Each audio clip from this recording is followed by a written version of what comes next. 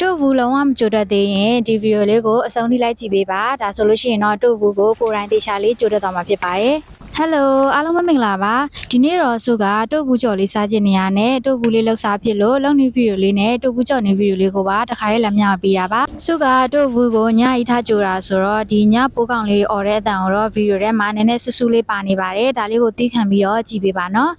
်အရင်ဆုံးတော့တို့ဘူးချိုဖို့အတွက်ပဲစိမ့်မုံကိုဒီစံချိန်ခွက်လေးနဲ့6ခွက်လောက်ထည့်လိုက်ပါမယ်။စံချိန်ခွက်6ခွက်ကနို့စီဘူးနဲ့ဆိုရင်တော့3ဘူးနဲ့ညီမျှပါတယ်။ပြီးတာနဲ့အရသာအတွက်အရသာမုံလေးအနှဲငယ်ရဲ့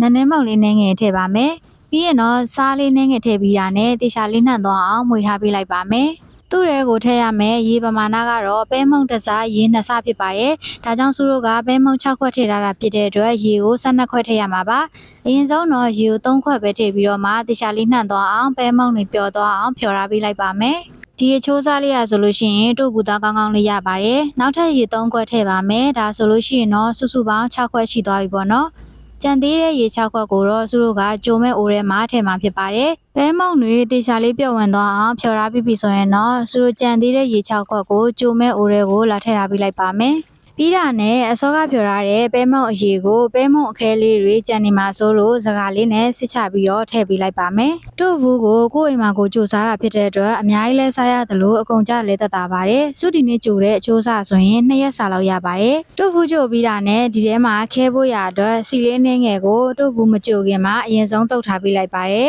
။ဒါမှစုတို့ကြိုပြီးတာနဲ့တန်းပြီးတော့ထည့်လို့ရမှာပေါ့နော်။တို့ဘူးကြိုနေတဲ့အခါမှာလဲဇက်တိုင်းလက်ကိုအဆက်မပြတ်မှွေပေးရပါမယ်။မဟုတ်လို့ရှိရင်မှာကတ်တာမျိုးအောက်မှာပဲမုံတွေကခဲသွားတာမျိုးဖြစ်တတ်ပါတယ်။ကဲစုတို့မှွေနေရင်လည်းဒီလိုမျိုးတဖြည်းဖြည်းနဲ့ပြစ်လာပါပြီ။ဒီလိုနေထားမှဆိုရင်တော့လက်လဲတော်တော်လေးညောင်းပါတယ်။ဒါပေမဲ့လည်းအဆက်မပြတ်ဇက်တိုင်းမှွေပေးရမှာပါ။ဗီဒီယိုမှာပြတာသလိုမျိုးတို့ဘူးသားလေးကနည်းနည်းလေးချောညက်လာပြီဆိုရင်တော့ထမင်းစားစွန်းနဲ့စီ3စွန်းစာထည့်ပြီးတော့မှတေချာလေးပြန်ပြီးတော့ကြိုပေးပါမယ်။တို့ဘူးသားကနည်းနည်းလေးမမာလေးဖြစ်သွားတဲ့အထိပေါ့နော်။ကဲဒီလိုမျိုးလေးလုံးဝချောညက်ပြီးတော့မမာလေးဖြစ်နေပြီဆိုလို့ရှိရင်တော့စီတုပ်ထားတဲ့ဘန်းတွေကိုအကုန်လုံးလောင်းထည့်ထားပြီးလိုက်ပါမယ်။တို့ဘူးထဲမှာလေးခိုတာလေးတွေရှိနေမှာဆိုလို့တို့ဘူးဘန်းလေးကိုတစ်ချက်နှစ်ချက်လောက်စောင့်ထားပေးလိုက်ပါမယ်။ကဲပြီးရင်တော့မျက်နှာပြင်လေးနည်းနည်းလေးညီညာသွားအောင်လို့တတ်ထားပေးလိုက်ပါမယ်။ပြီးတာနဲ့တို့ဘူးတွေကိုလုံးဝအေးခဲသွားတဲ့အထိကိုခဲထားပေးလိုက်ပါမယ်။စုကတော့ညတွေကခဲထားပြီးတော့မနက်မှပဲကြော်စားမှာဖြစ်ပါတယ်။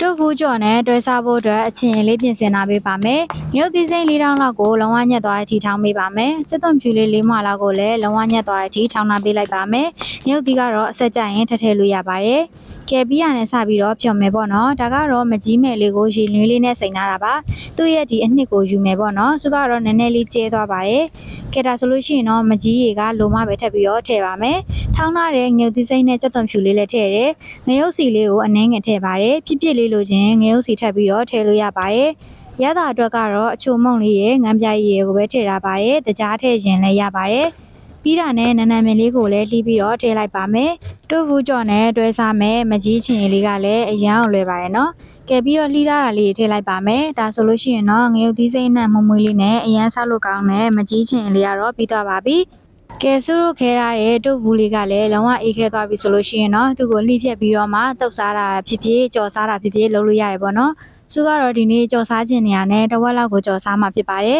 ။တို့ဘူးသားလေးကဆိုရင်လုံးဝချောချောညက်ညက်လေးနဲ့ပေါ့နော်တင်းတင်းလေးပါ။ဒါလေးကိုစုတို့ကနည်းနည်းထူထူလေးလှိလိုက်ပါမယ်။ပြီးရင်တော့ဒီလိုမျိုးနှစ်ချမ်းချမ်းပြီးတော့မှကြော်ဖို့ရအတွက်အရာလေးတွေပေးထားလိုက်ပါမယ်။ဒီလိုမျိုးပုံစံလေးပေါ့နော်။ဒီလိုမျိုးလေးပဲစုတို့ကြော်မဲ့ပမာဏလောက်အထိကိုလှုပ်ထားပေးလိုက်ပါမယ်။တို့ဘူးကြော်လေးရဆိုရင်အပြင်ကိုကျွတ်လေးနဲ့အတွင်းထဲကတို့ဘူးသားစိမ့်စိမ့်လေးနဲ့ပေါ့နော်။ဒီမကြီးချင်းလေးနဲ့တွဲစားတဲ့အခါမှာဆိုရင်အရင်အောင်စားလို့ကောင်းပါတယ်။ကဲဒါကတော့စုသုံးမဲ့တစ်ဝက်ကိုဖယ်ထားလိုက်ပါမယ်။ပြီးတာနဲ့တို့ဘူးလေးတွေကိုစပြီးတော့ကြော်သွားပေးလိုက်ပါမယ်။အပြင်ကုန်လေးကျွတ်လေးကြိုက်တယ်ဆိုရင်တော့သူ့ကို9မိနစ်6မိနစ်လောက်ထိကြော်ပေးရပါတယ်။တို့ဘူးကြော်ရတာကတော့အရန်လွယ်ပါတယ်ဒီမျက်နှာပြင်လေးတွေနည်းနည်းလေးရွှေရအောင်တန်းလာပြီးတော့အပြင်မျက်နှာပြင်လေးကကျွတ်လေးဖြစ်လာပြီဆိုလို့ရှိရင်တော့စီထဲကနေဆဲထုတ်ပြီးတော့စီစစ်ထားလိုက်ပါမယ်။ဒါကတော့စုနောက်ထပ်ကြော်ရတဲ့နောက်တော့အိုးပေါ့နော်။နှစ်အိုးတောင်မှအများကြီးရပါတယ်။ကဲဒါဆိုလို့ရှိရင်တော့စုတို့ဘူးကြော်လို့လည်းပြီးသွားပါပြီ။ချင်းရင်မွေးမွေးလေးနဲ့အရန်စားချစ်စရာကောင်းတဲ့တို့ဘူးကြော်လေးကတော့ပြီးသွားပါပြီ။တို့ဘူးရဲ့အပြင်ပန်းလေးရဆိုလို့ရှိရင်ကျွတ်လေးကိုမှအတွင်းထဲက